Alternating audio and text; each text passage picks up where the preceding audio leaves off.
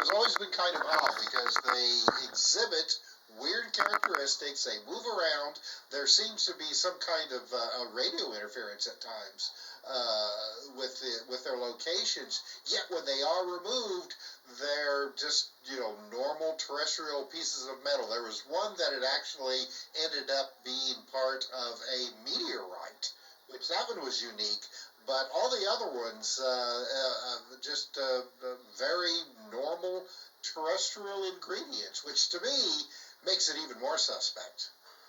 Right. Well, it does, and one of the theories is that it's actually our government that's implanting people whom they know are abductees so they can keep track of us.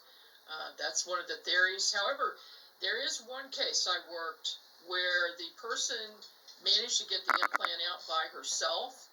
And then, well, actually, I know a few people who've gotten them out by themselves. But this one, put it in a glass container, put the lid on it immediately, and she was going to, she brought it to me the next day, and it was almost completely gone. But while we were sitting there watching it, it just disappeared, completely dissolved. There was no residue left, nothing. It's like they know if they're out of a body because of the heat or something that they just disappear. Okay. I know Paranormal Soul Brother has something to ask you. I can just tell by looking at him. No, there's so much interesting commentary. Tim, when he said about the meteorite, I'd never heard a story like that. That's incredible. Margie, how are you? I was just going to say, when you talked about the implants, I had a friend that lives in Sunnyvale near Moffett Field, and they had an experience where when they saw a light coming through the walls, they woke up in the morning with like a burnt triangle on the navel and a piece of flesh wire that came out of the ear while they were washing their face. The flesh wire came out, but it was a wire, and they thought to try to get it, but it did go down the drain. So it came out, I guess, involuntarily. But what they noticed is that it was a wire, almost colored like the skin. And then there's an implant in the back that got hard, like soft, like what Paul said, but then almost like metal at times.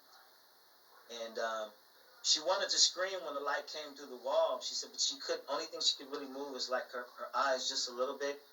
And her mother was in the next room. So, but that's the only thing I've first, kind of, I guess, secondhand experience of with implants. But that was interesting what you said. If you take them out, they'll put more back in. Yeah. And sometimes these implants have like a living membrane that encircles it. Yeah.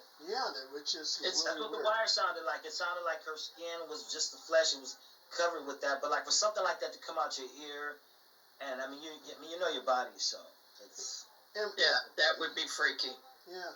And Margie, if you had this implant, they must have been visiting you over and over and over again. I mean, did you experience like lights coming through the windows? Did you experience these grays going through the walls and appearing by your bedside?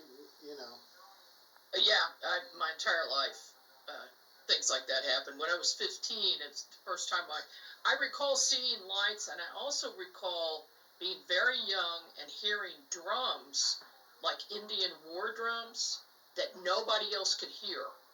And that lasted till I was about 9 years old, and my brother heard them as well. He was younger than me. And then when we got to be a certain age, we did not hear those drums anymore, but I was always afraid of them because what would follow would be a lightning storm, or what I thought was a lightning storm, because I would see the flashes of blue-white light outside, but there would be no rain that accompanied it.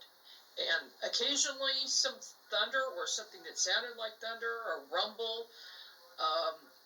But when I was 15, this incident occurred in a house in Springfield, Missouri, where I lived at the time.